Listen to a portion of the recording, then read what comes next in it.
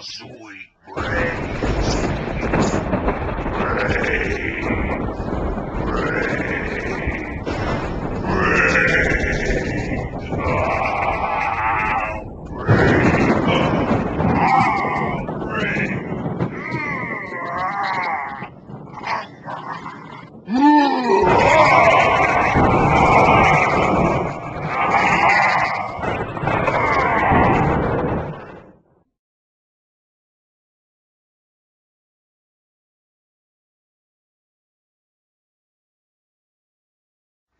And here's the pneumatic groundbreaker.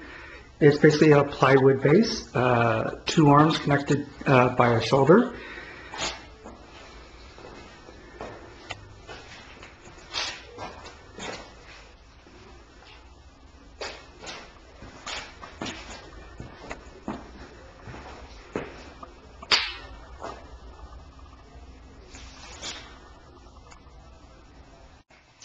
All right, here we have the close-up of one of the arms.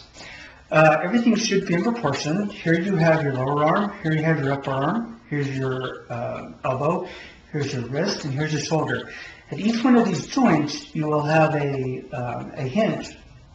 Now up here to actually make the arm move is you'll have this pneumatic cylinder. This is a 1/16 inch bore, 2-inch throw, and it's a universal mount, and it's got a clevis here on it to attach it to the arm. So when the cylinder is activated, this brings the arm up.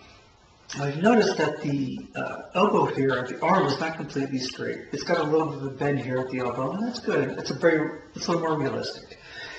When this happens, it also brings in this entire arm, you bend in here at the wrist. Now because this is a double acting cylinder on both sides, when this side is activated and this side is not, this can cause a lot of undue stress on the prop if it's not built correctly. So I make sure that on this side of the arm, or whatever side that's not activated, can go back a little bit. And so you need to make sure when you're building this, is that if this is activated and this is not, this can be all the way closed without a lot of undue stress.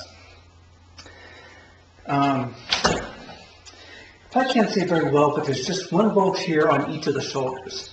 Now, because at this hinge, there's just a little bit of movement of rotating, and I do this by having two washers on, one on the inside, one on the outside here at this hinge. Just when this is activated, there's just a little bit of rotate, and this helps keep down that part of the stress.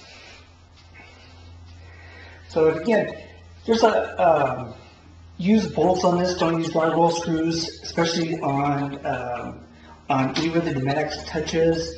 I do have drywall screws here at the hinges, but because they're not a lot of heavy duty right here, but there is.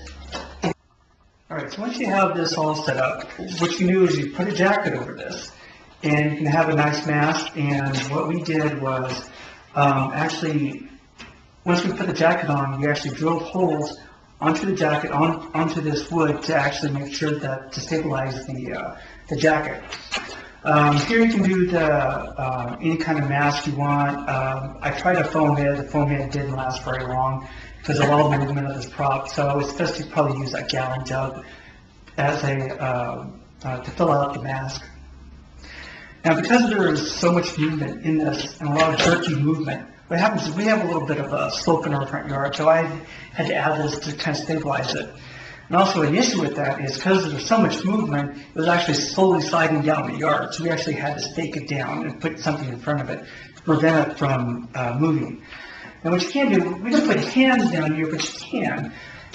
But then we also put a grate, basically a dirt-covered sheet, just to make it look like he really was coming out great. And that also covered up a lot of this whole thing. Now what will happen back here is you'll put some chicken wire. What happens is, because he's leaning forward, you want the jacket to go back. So what happens is, you want the jacket to come back down here, and I just drilled holes into this so the jacket would go back, and then that also caused the front of the jacket to come down here as well. Okay, here we have the prop plugged in, and I'll show you some of the movement. Here we have one arm centered. Back down. Here we have the other arm. And then here we have both arms.